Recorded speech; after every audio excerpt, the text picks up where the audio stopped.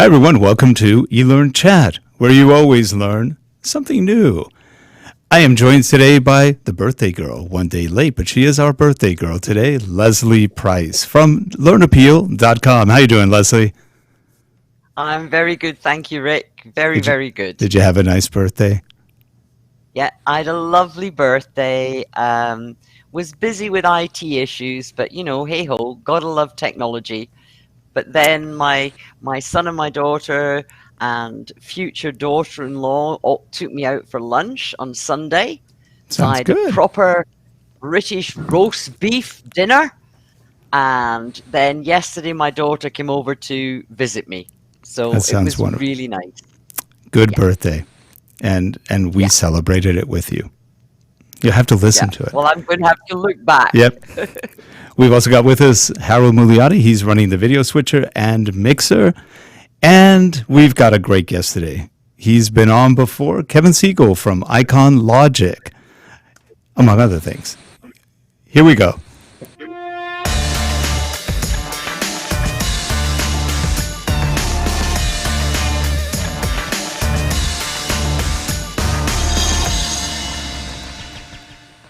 This show is sponsored by Relate Corporation at www.relate.com, your training and video partner. And we are back, and joining us in that center position of power, it's Kevin Siegel. Kevin, how are you? I'm doing fantastic, thank you. Yeah, it was a pleasure to see you and find out what you're up to, and you're going to share some stuff with us later. How's business going with you?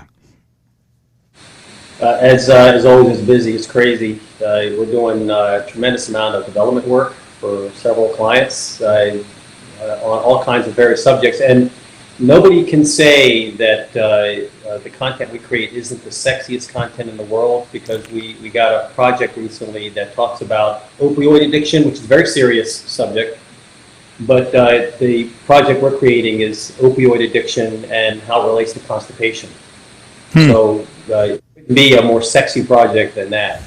So we're doing a significant amount of training, e-learning development. I mean, at IconLogic, some of our core classes are Captivate, Storyline, doing a significant amount of FrameMaker training. And then I also created several years ago a training certification company. What we were asked some time ago is, can you teach our trainers to teach like the IconLogic trainers do? Because we teach a very specific way, very engaging, and we really want the students to be involved. And Leslie can verify this. It is not as easy to teach a live online class as it seems. It would just seem like, man, you just start teaching and everything's great and the technology will always work, and what you do as a sight gag. Like I had a trainer one time, and their whole gag was they would do like goofy stuff with their hands, and they had things they would do, and that did not translate to an online class, and that particular person struggled mightily to get their act online. I mean, how do you transfer your act online to an audience that they may not even be online anymore? Can you imagine, Leslie, right? You do your best Pulitzer Prize material, it's awesome, Yeah. and everybody got disconnected 10 minutes ago. And you're like, oh, great. Or how about worse, you got disconnected 10 minutes ago and you didn't know it. You just keep right on teaching, right? So we started the International Council for Certified Online Trainers, and it specifically teaches you how to teach online.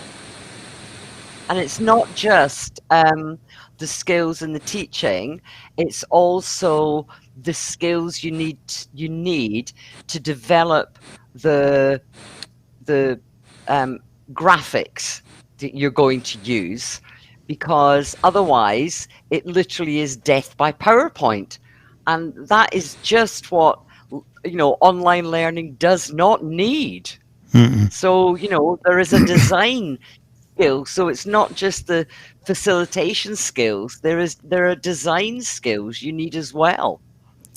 Now, Kevin. Yeah, you couldn't have said that better. And as a matter of fact, I actually did bring some samples of what would be considered death by PowerPoint if you chose this first one. Now, this first one, I kind of love this one because there are people out there that are going to watch right now or are going to watch the recording of this, and they have put slides out there that look like this. And in the great pantheon of slides, there's nothing horrible about it. It's using bullets and sub-bullets, and how cool that the bullets have the arrow shape to them, and all that.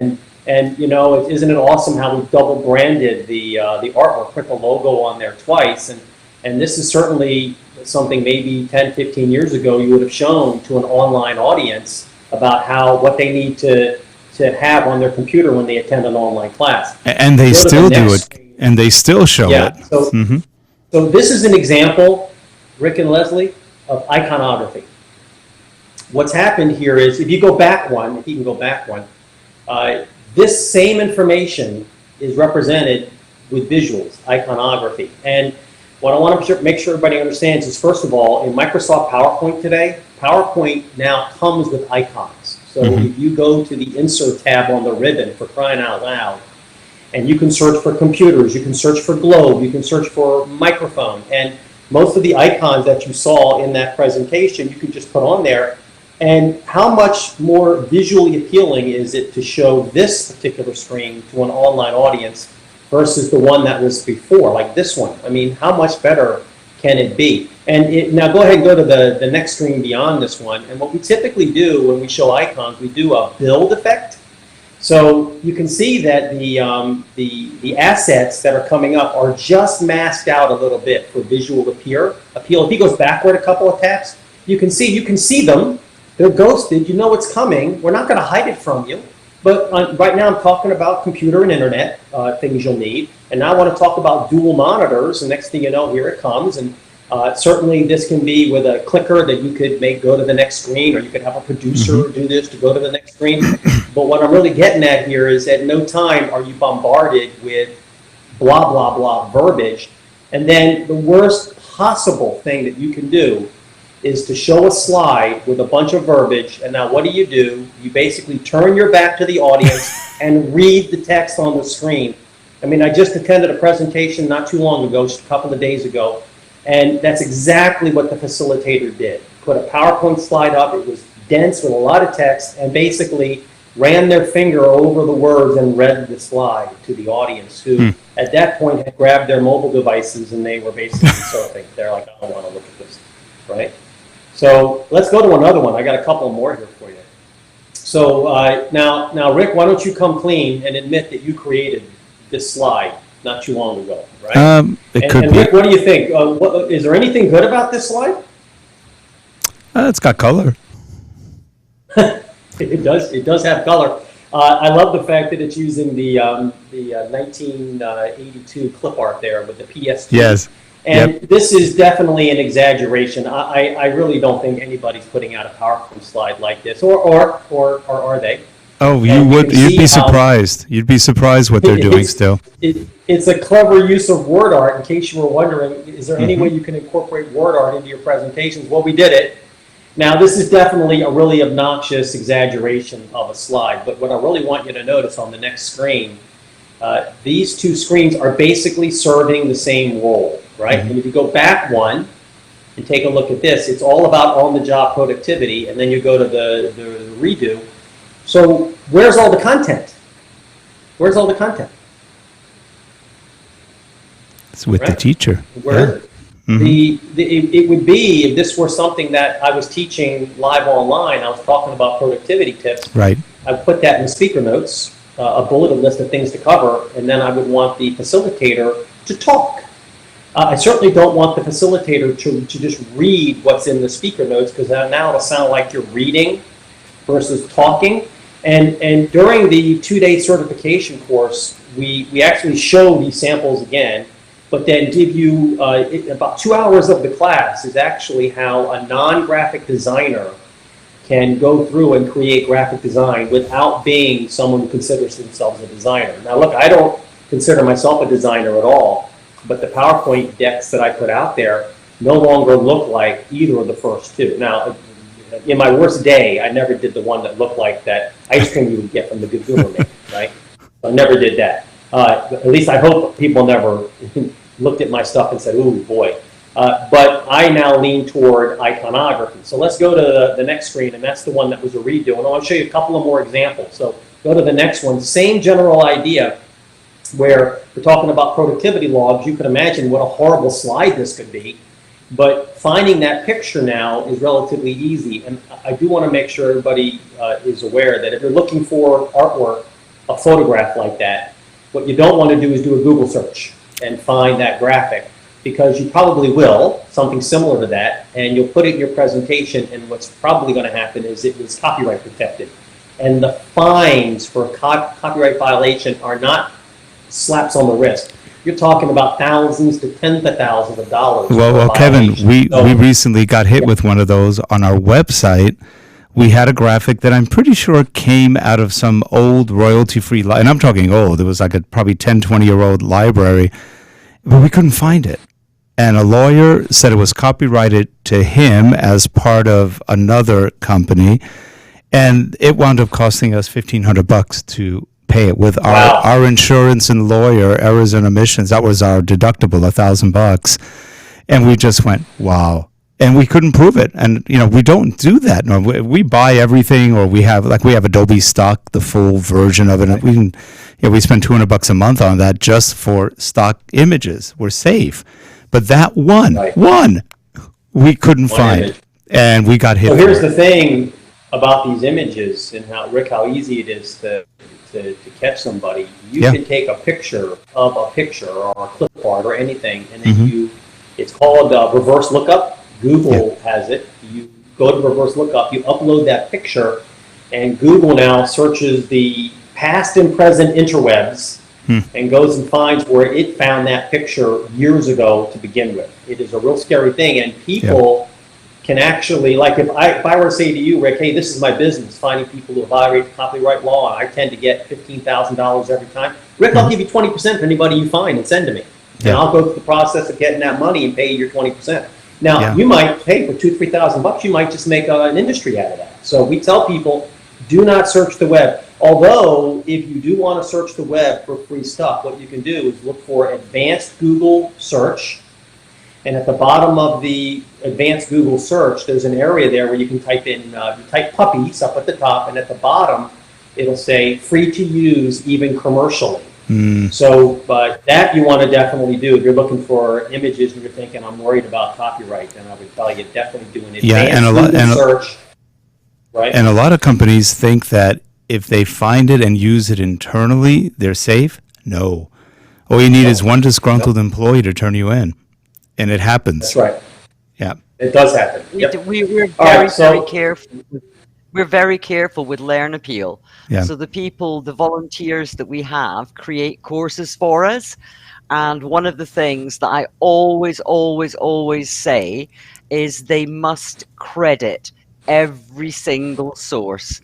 We can never be seen as passing off. But that's not even good enough. Crediting isn't even good enough, because if it's copyrighted... No, but you've got, you get permission. So you use Creative Commons. You use Creative Commons, or do exactly what Kevin's just said. You look for something. But even if something is free to use, I still tell the volunteers that they must say where they've got it from. Yeah, that's a good idea. They have to credit the source. That's not a bad idea. Even if it's free to use, I tell them. Or you get people like we had, like Richard, when he was on, he actually went out and bought all his own kit and did what Kevin said and took photographs. Yeah. Right. Now, of course, if you're someone who's a photographer and you have the means, do your own stuff, right? That's the safest way to go. The other thing about using imagery is we do tend to tell people, kind of stick with one theme. Either you use photographs, and you see, go to the next screen, there's another one here. You can kind of see the theme here. So you imagine if I was teaching a live online course about whatever, and you're seeing these kinds of slides. Now that slide with the asparagus, visually appealing, it gets my attention. And all of those were taken from either iStock and we paid for them, or they were taken with Common Commons, and it said, and it's not, when you go to those Common Commons and you go to the website, it says, okay, if you want to use this picture, here's what you have to do on your website. And to Leslie's points, it might say, you got to give me credit. But definitely take a look at the small print, and if you have house counsel, maybe have them look at it, because next thing you know, it says, oh, you got to pay me 10% of whatever you make over the next 10 years. And you're like, well, I'm not doing that, you know?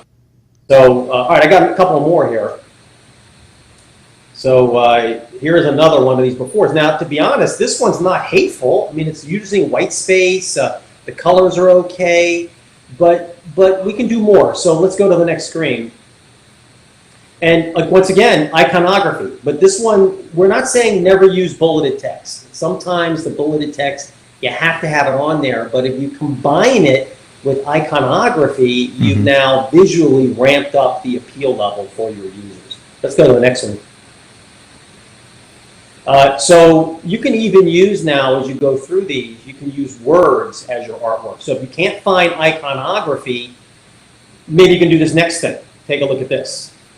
Now, that's just words being the icons. So, look, Rick, I don't see, I think you're a much better designer than I am, right? And more artsy than I am with your background. But even with the non-artist, you think someone could put this together in PowerPoint in about 5 minutes? Yeah.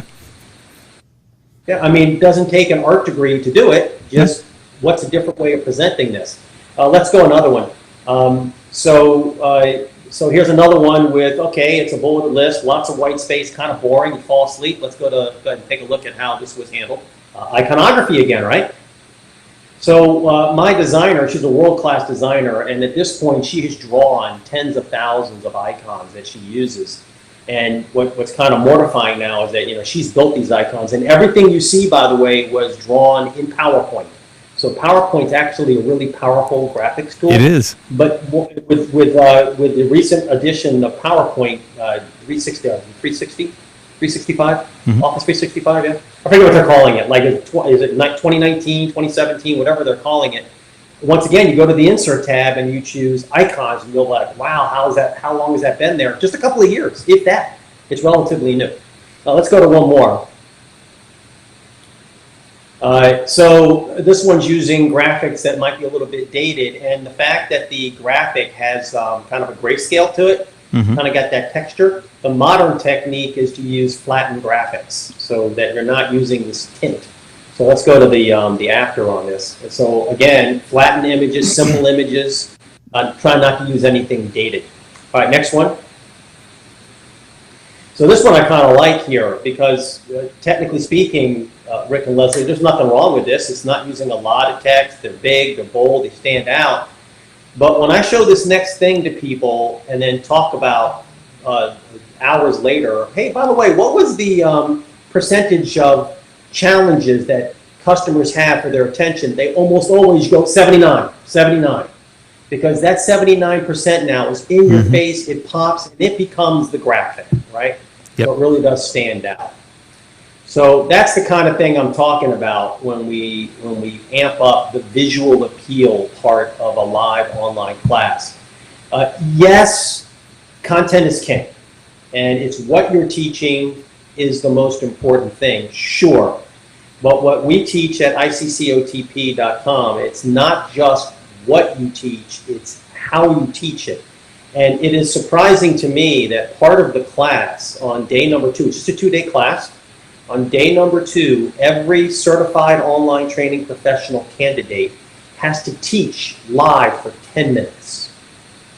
And it doesn't matter what they teach. They can teach basket weaving for all I care. What we're paying attention to is the PowerPoint deck that everybody has to put together.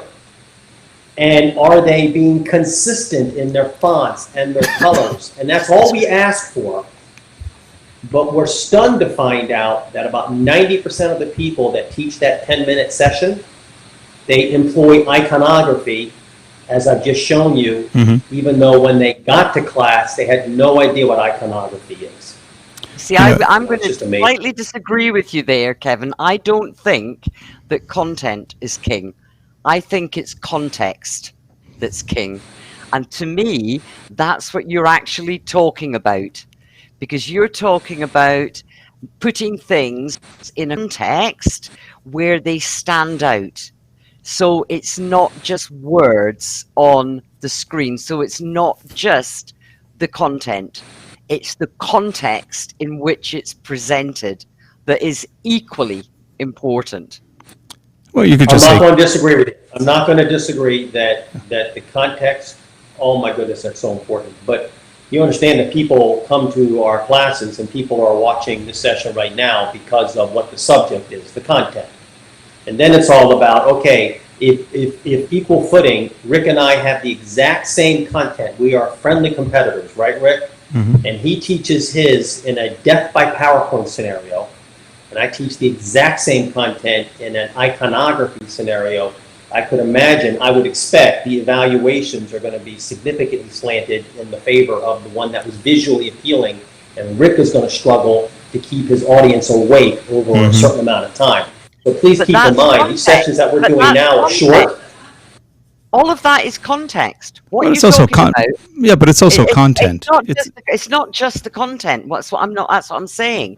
That I think one of the problems we've got in e-learning and learning and development in general is we say content is king, but it's actually a combination of content and context. Very, very Yeah, definitely. okay, I'm not going to disagree with you. I'm not going to disagree with you. So if we can agree on that, content and context, I'm going to agree with you. Yeah. I don't want to fight, Okay. Leslie. So you can just say con is And king. it's how do you present that information now? And what's happening is if you go to a lot of these presentations, either you're going to a conference, right? Or you're taking a live online class, and the reason webinars get a bad rap is because there's no interactivity and the visuals are absolutely horrible. So let's just say the content and the context are spot on. The webinar fails because no interactivity, no engagement, and the visuals are horrible. Well, you know, it's what interesting. I've just shown you is the visuals does not take a world-class designer to do those visuals. Right. All it takes is, how can I get rid of the words? If I were to take all the words off the screen, and now I'm going to represent them visually with simple icons. And you're talking, icons should be something universal. For instance, if I think about someone with a disability in a wheelchair, you can probably imagine the icon that is used everywhere to signify this is wheelchair accessible. Right? It's the same icon everywhere. So you should be using standard icons across all the projects, not try to create these custom illustrations.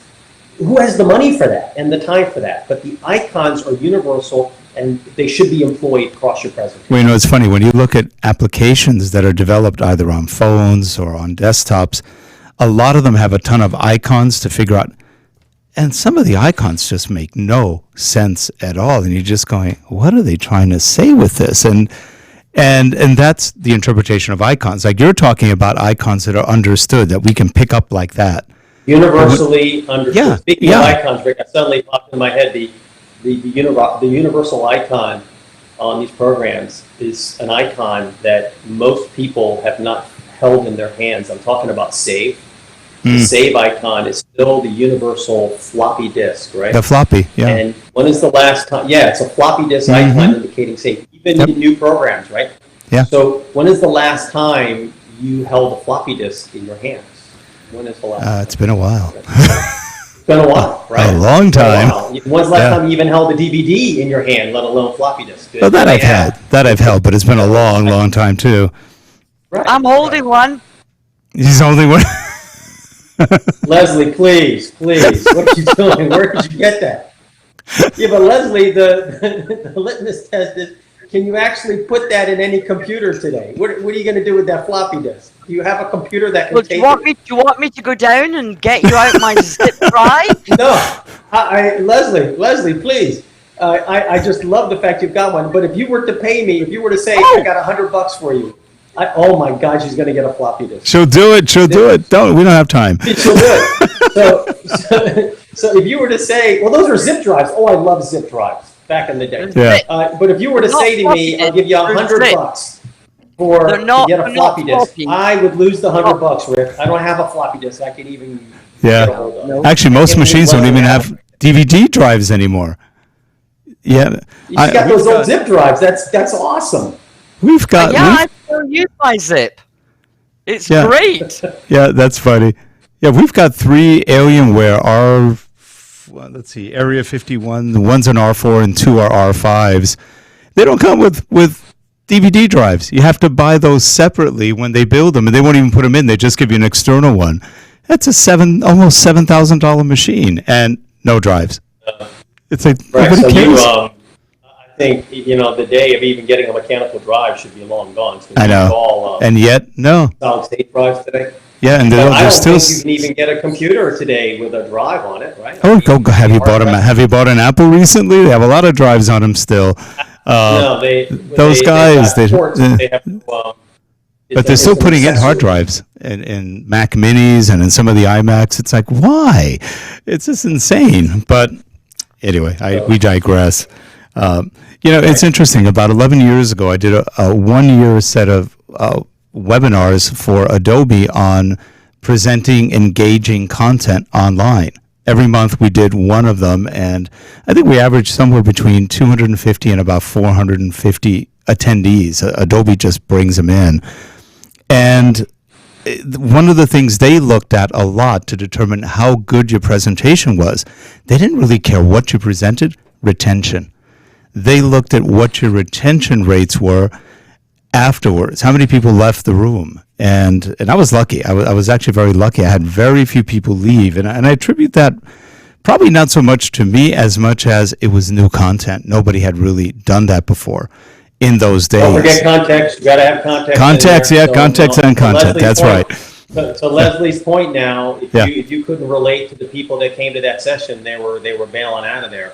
So, and I would imagine, Rick, people would come to your sessions, if they're looking to learn from you and the knowledge you have on, audio, that kind of thing. They're sticking around for that. But you're absolutely right that you start with 1,000 people, you end up with 100 people, and Adobe is not like that, right? So Now, you've got to be changing that screen constantly and engaging them. And one thing I'll tell you, yeah, go ahead. Yeah. No, I was lucky.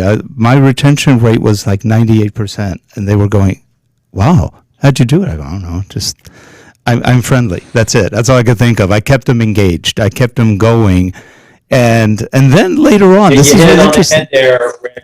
Now, had the word engaged. You kept them engaged. I kept them engaged, really. So but have you gone through this?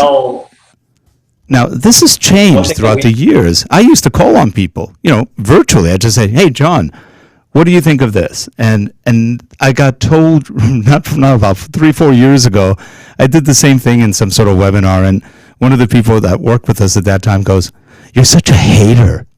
A hater? Why? You called on somebody. That's not nice. I call on somebody. It's not. What are you supposed to do? See if they're still alive? I mean, come on. You can't. God love you, Rick. The first time I taught live online, there were a bunch of rules. One of them was you can only have 3 or 4 people in the room. Mm-hmm. The class can only last a couple of hours because people can't be in front of their computer for 3 hours taking a session. And whatever you do not directly call on the learners by name. So I'm teaching my session, and I just don't, because when I'm live on site, I'm calling on people, getting them engaged, and, so within 15 minutes, I'm like, I'm throwing out the playbook. I started calling on people, and my producer, I had a producer, was sending me little messages saying, stop, and I'm like, whatever, and I just totally ignored that person and just kept doing my thing. And the marks were outstanding because of the level of engagement. Just one little trick that we teach you in the live online class.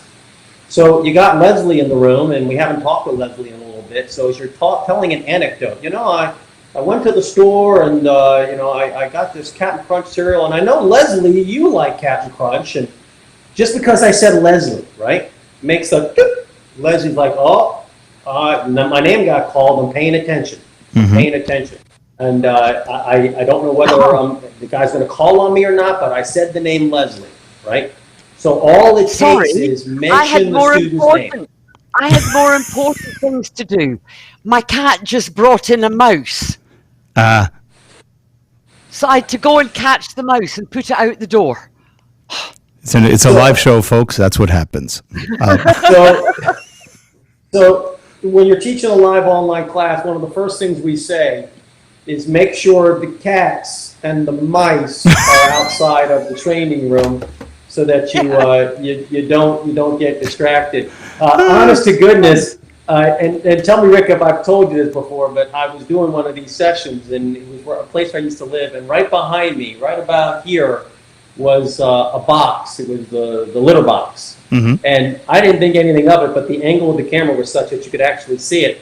And the cat came in, got into the litter box, and started doing his business while I'm talking to you, Rick. I'm just trying to, and the person who was running it goes, what's that? And I go, what? Oh my God. And of course the cat did its business. It was horrible, right? So, and you just now, Leslie, I was talking about engagement and calling your name. I know. And they just flashed over to your side of the screen, and you were running.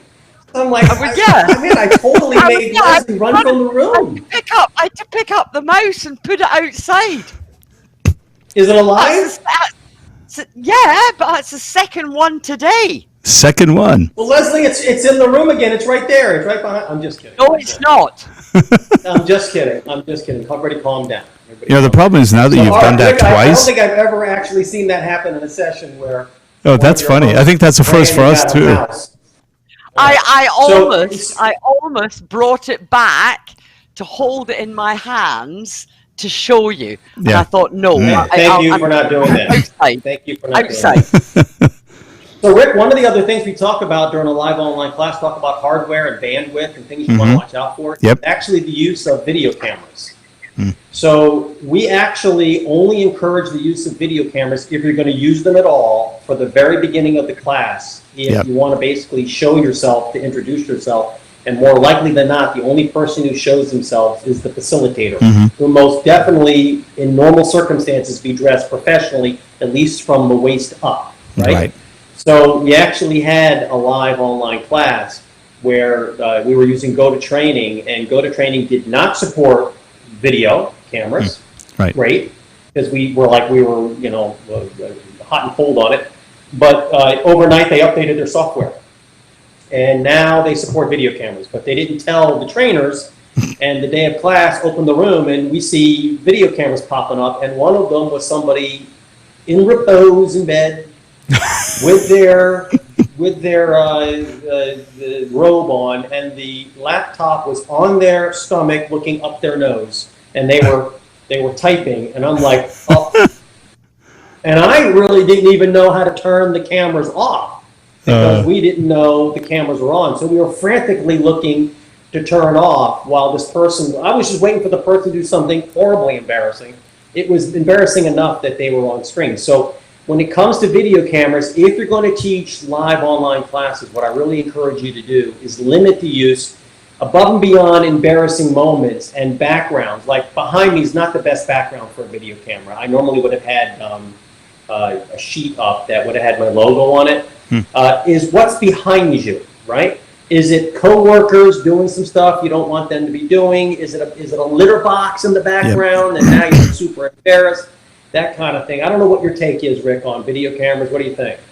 I agree. You have to know what you're doing with the video camera. And if you're doing a large group, bandwidth can be an issue. It's amazing how many corporations even don't have great bandwidth. And frankly, just to see the people all the time probably doesn't make much of a difference. I don't mind having it as an instructor if you're teaching, but again, a lot of times they're not even looking at you. They're looking at the PowerPoint or whatever you're showing. So I agree. I don't think it's that necessary for online learning. I like you said in the beginning, to introduce yourself. They put a face to the name, and I'll put a picture up. Or a picture up. That's another one. But a lot of people don't have a picture, by the way, with me significantly younger and thinner. And by the way, Rick, that background you're using, what is that? That background that you've got? That's the kind of background I'm talking about. That is, if you put me on the main shot, that's just a green screen. So that's a graphic background. With an image behind you. Then. It's an image that we just made up. And drop it on there. So it's not even a backgroground. No, it's just an image. I had one of those backgrounds created at it's eSign. eSign. Yes. Really inexpensive backdrops. I think you can get it done for $100, and we take it on the road. And you just hang it up, right? Yeah. So I think the last time I did a session with you, I put it up, but I've gone from one session to the next, and so what you get is that's true. this line coming through my head, which is absolutely not good. That picture back there. You know? which normally is not ideal. But it also shows my globe over there, so I look worldly. That's right. You know. Very international. Yep. Kevin, as always, it's a pleasure having you on. You're always fun. Are you going to be talking anywhere live soon? I'm actually going to Vegas in October, doing the session with Adobe. Okay. Adobe. You're doing the Adobe one. Yeah, it's the Adobe eLearning Conference. I'm going to be in New York teaching a Captivate certificate program for them. Nice. But I tend to travel all over the world. Right. You know, normally it's in the continental U.S. Yeah, you're not doing DevLearn this year? No DevLearn this year. I'm not doing DevLearn. And keep in mind that I'm trying to travel less and less because that wear and tear. So as a trainer, while I do still travel, I do try to talk my clients into doing the class live online. Right. Right. Hey, we're going to be samples of what I'm talking about. You know. I think in November we're going to be in Cincinnati, so I'll call to make sure you're around and we can say hi. Do a little dinner. I'll be around. That'll be fun. Teaching online. Great. Yeah. I think it's going to be probably around early December. So I'm not in December, November. So I'll call you ahead of time. I'll be here. Love to see you. I'll be here. All right. I want to see the mouse, Leslie. Is there any chance at all you can go out and get it and bring it in? Sorry, it's in the field. He'll come back. Rick will tell you. Rick's been to my place, and I live in the countryside, and I've got a huge field behind my house. Yeah, it's a lovely house. The mouse is in the field. And he'll be back in, trust me. That is so awesome. You are running from the room. Yep. I swear they showed the three screens, and I just saw Leslie gone. I'm like, uh-oh. Yeah, we went, wonder where she went. And then we saw you running back. I'm just, the cat, all I could hear was meow, meow, meow. And I thought, oh, I know that noise. Uh-oh. And the next thing comes in with the mouse. But, you know, they're the cats, my cats like mice. They're the new best friends. Joy. Anyway, well, hey, Kevin, appreciate you coming on. If you're watching this show, Kevin Siegel, IconLogic. Go check out his website. He does some great training, and if you ever get a chance to catch him live, he's a lot of fun. You won't be disappointed. All right. Okay. Good to Thanks, see you. Kevin. Nice to meet you, Kevin. And his info will be Bye. below on the show notes. We'll see you next Okay. week. Bye-bye. Thanks. Okay. Bye, folks. Bye.